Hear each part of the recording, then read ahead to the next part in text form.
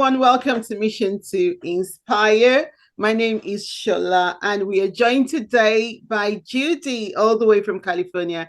Hi, Judy. How are you? Fine, thank you. Thank you for having me on your podcast, Chola. Thank you so much for joining us today. So, Judy, I'm going to leave it to you to do an introduction of yourself. We would like to know you better. So, yeah, if you just tell us a bit about you. Well, I am a retired educator, although I still work as a principal. In fact, I have a job now. Right. Every year I've had a job being Okay. principal of a high school. I then decided, due to my Yeah. background, Yeah. Mm-hmm. Yeah. that I was going to search for my birth parents. I had promised Mm-hmm. myself when I was in sixth grade as a little girl that I Yeah. would meet them at least once and Okay. find them. Mm-hmm. So I would say that I'm an excellent investigator. How old were you when you found your parents? Um, I was 40. Oh, Yeah. But wow. but life happens. See, Mm. that's how that happened is how my education was a priority. I got married, I had kids, I got divorced. Life happened. Mm-hmm. And so therefore I put it on the back burner until I knew that when my kids were out of the house and, doing okay. And so that's how that happened. I did, you know, Mm. I always had the desire and I always thought about it, but I wanted to be able to really get it going there. Right, right. Oh, wow, that is interesting. But then Yes. what a journey though. What a journey. Wow. It was definitely a journey, Yeah. and my for the audience, I am the author of my memoir, which Mm-hmm. is titled "Too Brown to Keep," Wow. and it says a lot right there. Mm-hmm. Um, but I was born in Germany. Mm-hmm. I had German citizenship. Mm-hmm. I was born shortly, my sister and I were born shortly after World War II. Mm-hmm. And that was the first time, World War II is the first time Mm. that there were a lot of children Okay. left behind by soldiers. Right. Okay. Yeah. And my birth mother, she was a German woman. She was not married to my US soldier Yeah. father. Okay. Uh, in Germany, you take the citizenship of your mother. And so therefore, I no longer have German citizenship, uh, but due to adoption. But at that time, we lived in a small village called Bingingheim, Germany.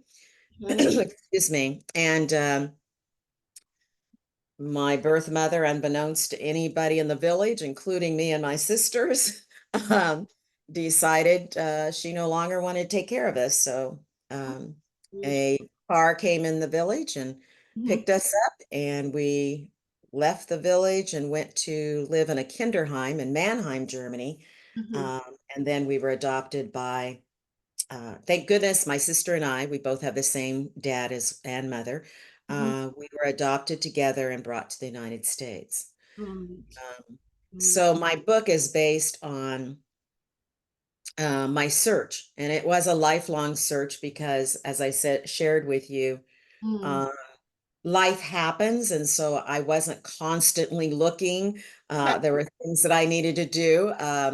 When I was in the sixth grade, I promised that I myself that I would find my birth parents and Yeah. I would at least see them once. I didn't expect them to hang on to me, but because I had great, I call mama and daddy the two people that adopted me and brought me to America. They are truly my parents, and I had a great life, but that part of me was empty. Mm. Wow. Wow. But at least you found your parents, which is a good thing. That's the thing. And then Well, you so in between as well. Yeah, yeah.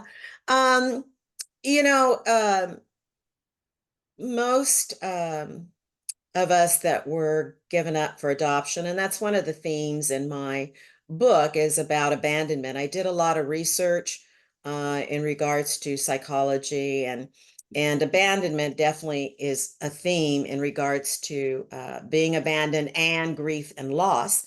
Mm, And all of us, if you live long enough, you're going to experience abandonment, whether it's through death, whether it's through divorce, whether it's through someone you live with that doesn't exactly kind of give you the love and support that you need. And so you're abandoned emotionally. mhm, Um, and so all of us experiencing abandonment, whichever way we experience it, yeah. does affect us. And Hmm. so one of the things in regards to your podcast, how do you live your best life, Yes. and how do you deal with some of the issues that are in your life? Mm, And for me, even though I had great parents, one of the common threads that most of us, not all of us that have been abandoned and adopted, mm, we want to know who our birth parents are, and and then we have to be prepared when we're looking for them that we may very well experience rejection. And I don't care what anybody says, to be rejected is hurtful, mm, but you also have to determine mm. how do you handle that. So I did have a professional counselor Right. who I knew I needed, because I knew when I really got serious, my kids were gone, um, and actually married. When I wrote the book, they were married. And I knew I would probably experience rejection, and yes, I did. And I talk about that in my book, each incident Mm, of rejection and how hurtful it was. mhm, Uh, However, I have to respect people's decision not mm. want to be a part of me, Yeah. and that I have to say that is their decision. I must respect it, move on. And so the chapter that I have on love, forgiveness, and healing, and it truly helped me to heal, was about forgiveness. And to me, forgiveness is not forgetting. You're not going to forget trauma and drama in your life that's severe like that. But forgiveness for me is not allowing anyone who has hurt me to take the joy from my life. Mm, mm. And I want to be the best person. I want to live a happy life. Yes. And I'm not going to give that person the power Yes. over my. Yes. So that chapter on love, forgiveness, and healing was really the closure of my book and really brought me peace. Mm. Wow. If I may ask though,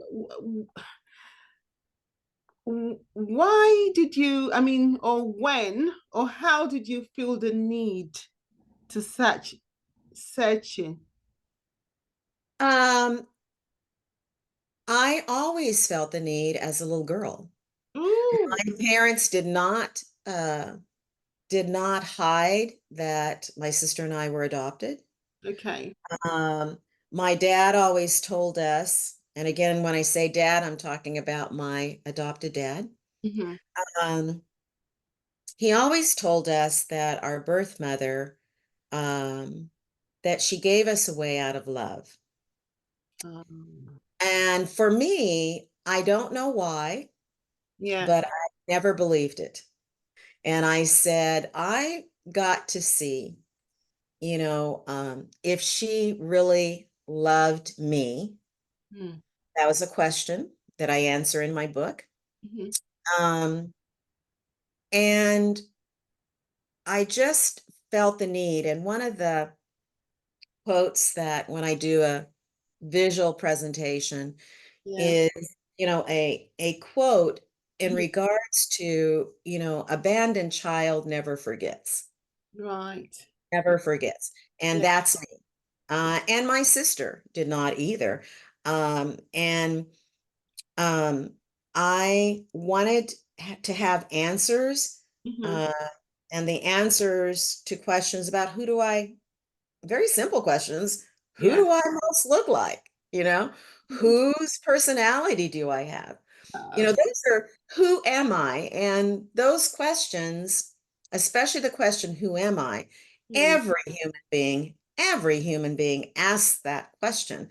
They ask it subconsciously or consciously. But for many people who live and are raised by their parents, or at least one, you've got pictures on the wall, Hmm. you've Hmm. got relatives coming over, your Yeah. parents are talking about them.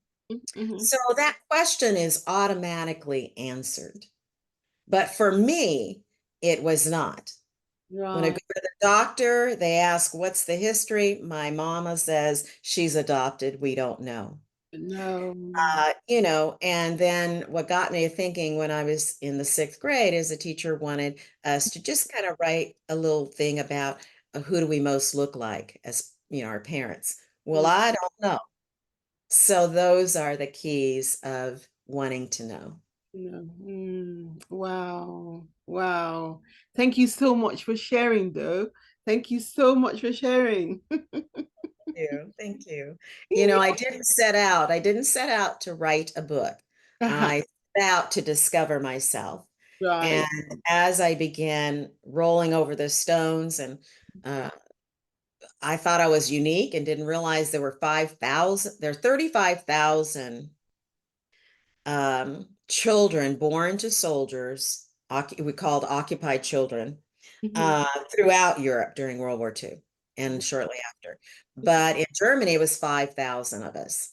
So Yeah. here, as I began my search, I'm thinking I'm unique and and I didn't realize it. So 5,000 of us and about 5 to 600 of us out of those 5,000, we were adopted by American couples and brought to America.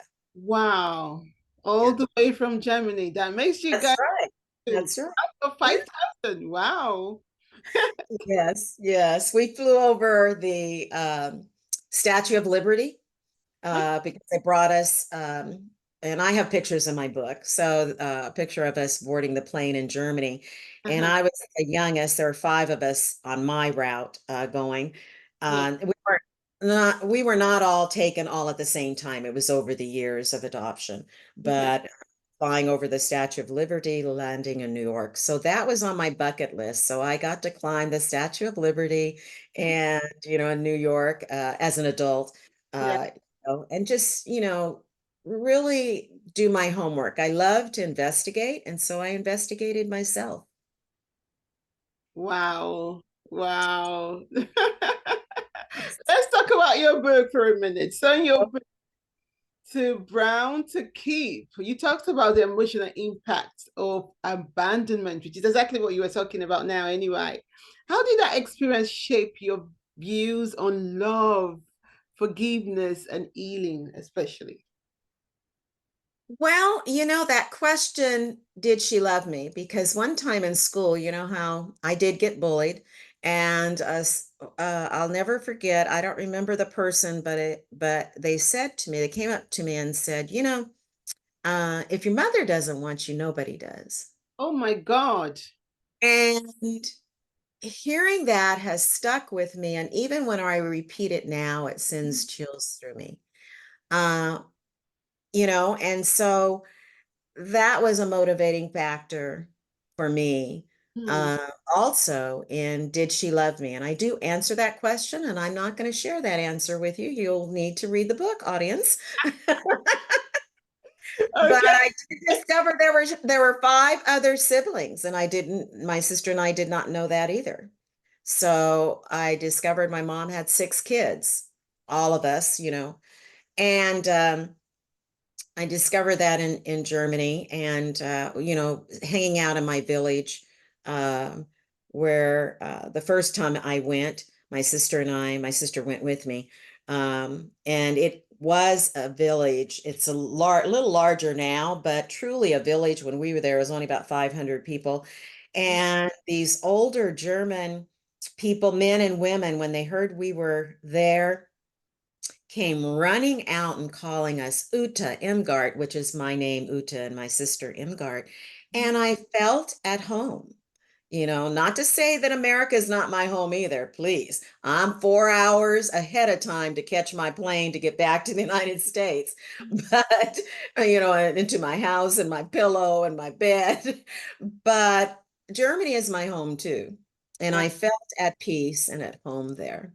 Mhm, mhm. Um, you know, how I came for the title is that I have an older sister that all the rest of them, out of the six of us, two of us, my sister and I, were brought to the United States. Everybody else Yeah. lived in Germany, born in Germany. Mhm. And as I discovered each one of them, Yeah. um, my next oldest sister, she, I don't know why, can't stand me, loves my sister, but hates me. And, you also, for me, I taught history for many years and always interested in World War II. And, it was a tough time in regards to Hitler Yeah. and the Germans, and there were many that supported him, so we can't deny that. Mm. Uh, and with his Aryan race of blue eyes and blonde hair, and nobody else mattered. So out of the six of us, I discovered I'm the only one with brown skin. I Oh, got to thinking about, um, the time period and how people felt. And so I was in my village at my babysitter's home, spending the night because I usually stay a month when I'm in Germany. And I was sleeping, and all of a sudden it said, bam, too brown to keep. And one of the things that did happen in Germany was that many of the German women, when they had biracial children, mhm. their children were rejected. And you saw that also in Vietnam War. There were a lot of Vietnamese soldier babies called occupied kids who were actually ostracized. And so I jumped up out of my bed, out of my sleep, and I wrote that title down because I knew if I went back to sleep, I would forget, the title. But Oh, it was perfect because out of the six of us, you see our pictures. I'm the brown skin one. And that was one of the things that was said to me in Germany is, well, your mom lost her job and stuff because, they knew she had a biracial baby. And so therefore, I was too brown to keep. Jesus Christ. Oh my God.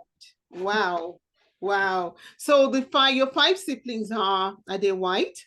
Yes, But just white and skin color, and okay. they are white. My sister and I, that's right above me. She's 3 years older than I am.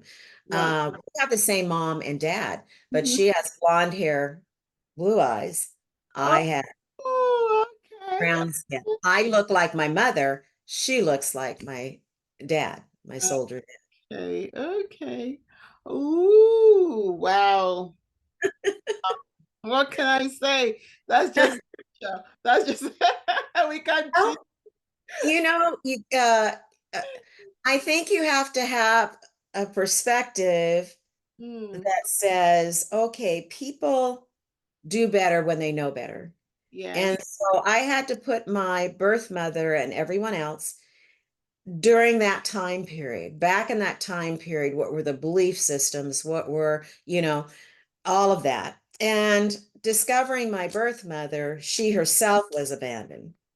So that pattern of behavior of abandonment, Mhm. she continued. Right. So when you read my book, it's really also about how people, their life experiences Mm. oftentimes will affect. what they do and what they say and how they raise their kids. And so after, I really did a lot of homework research.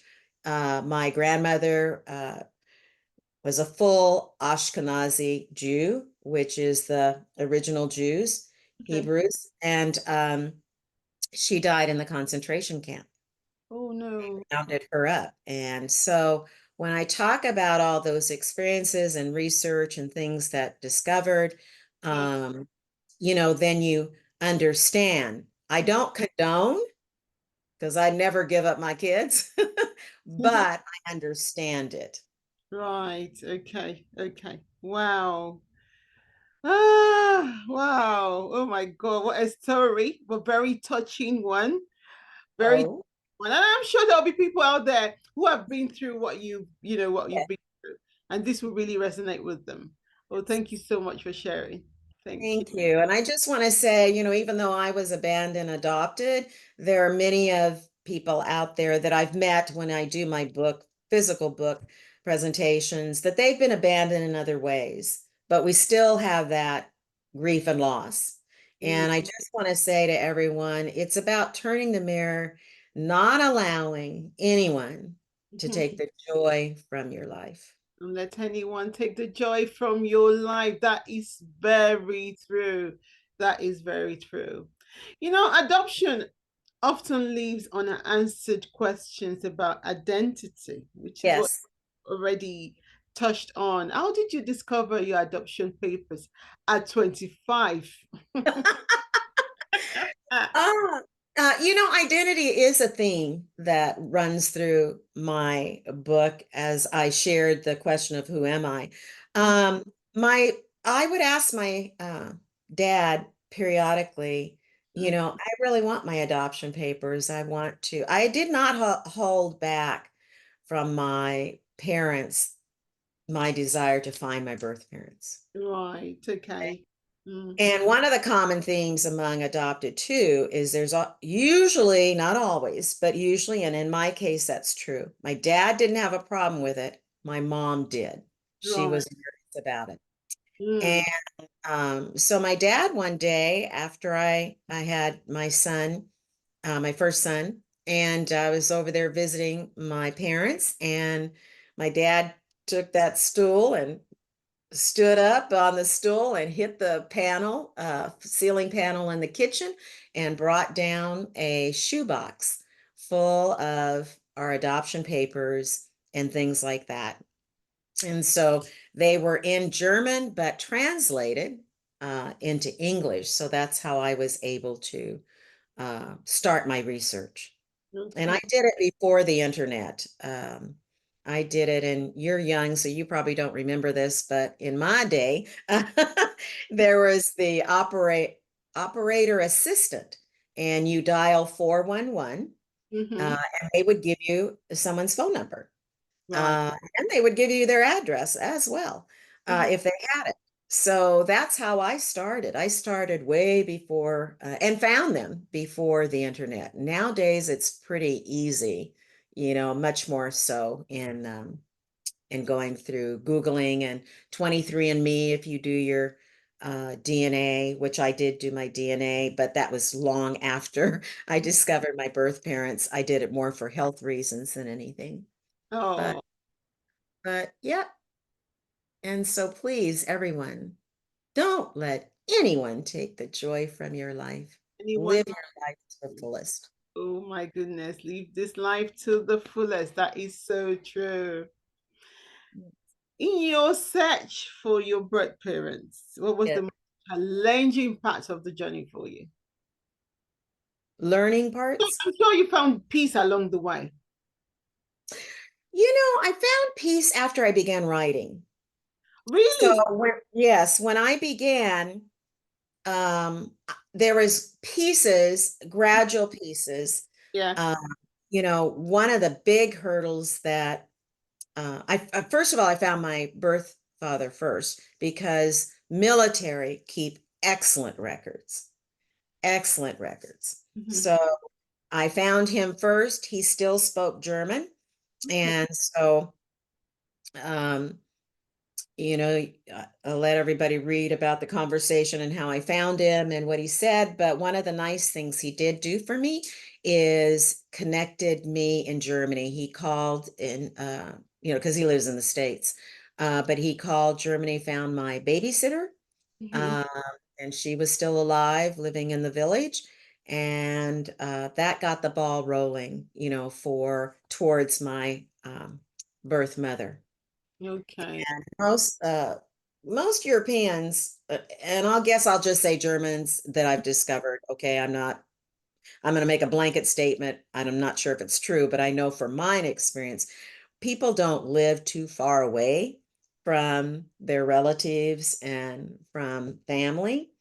Um, What do you you mean? know, In, you were well, adopted, taken in all the way to the States. I'm sure you. Well, I don't know about the United States because I mean, we tend to go all over the place. But what I discovered, let me explain, and you tell me because you're in the UK, so you probably have a better perspective. But in my village, a lot of the people, even now, um, like my babysitter, when I first came, it was my babysitter, and she had a daughter, Hannah Laura, who was a teenager at the time, and she helped babysit.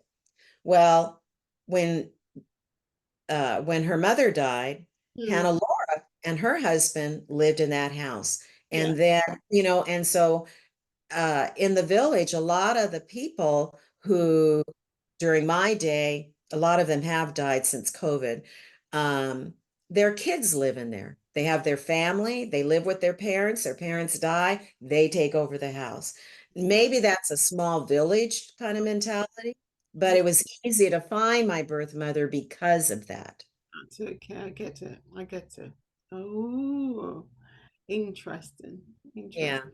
You're probably in the city. I mean, I visited London once, so I don't know, but I know I go to Frankfurt a lot. And that's a bit different. So the village life is a little Yeah, closer. it is. It is. It is. It is. You Mhm. know, when I was reading your profile, I discovered that you are a member of several community organizations like the Yes. Alpha, Kappa Kappa Alpha. Alpha School. Yeah. So AK. how have they actually influenced your community involvement? Because I mean, your personal story. Um, I'm a member of Alpha Kappa Alpha sorority. I'm also a member of the 100 Black Women, and I joined because of community and community service. Okay. I my parents, talking about mom and daddy, adopted parents, Mhm. were, I grew up in the civil rights days. So my parents were very active. They were life members um, of NAACP. My dad was a successful businessman and moved into an all-white neighborhood. So we had, and I can read more extensively in my book, but we had the KKK cross burned on our front lawn. Um, my mom was president of Women's Political Study Club. They used to meet at the house. I'll never forget all those women in there. It was cool. So we were really involved in politics. And Right. so as little girls, my dad might put a hat on us, or we'd go to meetings. And so my commitment was a part of growing up and being, my parents were role models for that. Yeah. Yeah. So it really had nothing to do with me being adopted. It had to do with times when racism and prejudice, it still exists, but it really existed where I grew up because it was one of the centers for the KKK. Mm. And there was actually a sign that said, the N word, don't let the sun set on you. And I'll never forget that as a little girl. Mm. So we grew up being civic minded and Wow. marching and singing. And I was president of the youth NAACP uh, when I was in Bakersfield. So my commitment to community is based on my parents. Right. Right. Wow. Wow. That is good though, because then, sometimes it's good to have a role model. Absolutely. Oh, yeah. Yeah. And I had the best, as I say in my book. My parents, I mean, my mom was church going, Christian woman. My dad, he was a successful businessman. And so he was known in the white community as well as the African American community. And one of the great things that he did for my sister and I, because we were unique, biracial children and multicultural children are not unique now, but they were very unique back in the 50s. Okay. So my dad really protected us, but he also taught us how to code switch.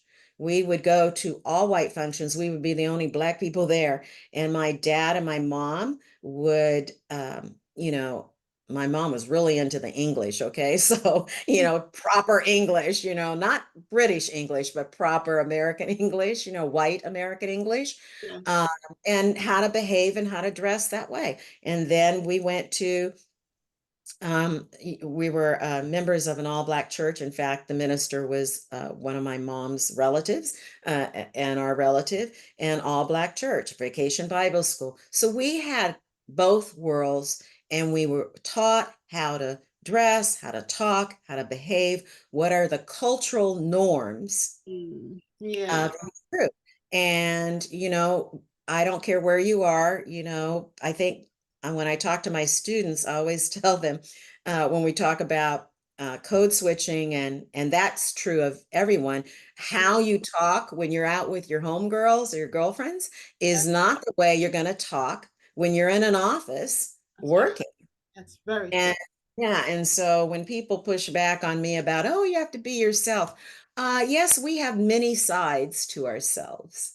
And Mm, I've just been blessed yes. that my parents taught me that.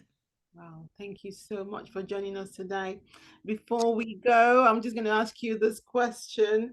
And it's just about giving advice to those who would like to embark on a journey of healing and self-discovery if if they've ever felt abandoned in the past or now. Well, don't, it's healthy to grieve, but not overly to the point that it takes over your life. Right. And when you're out discovering, be prepared that, as I say in the book, I'm going to discover the good, the bad, the ugly. And I'm going to accept that because I can't change it. What I can change is me. That's true. And oftentimes people want to blame other people. I could very much blame my birth mother and father and woe is me. But that's not, I'm going to live the best life I can. I'm going to say it again, everybody. Don't let anyone take the joy from Oh, you.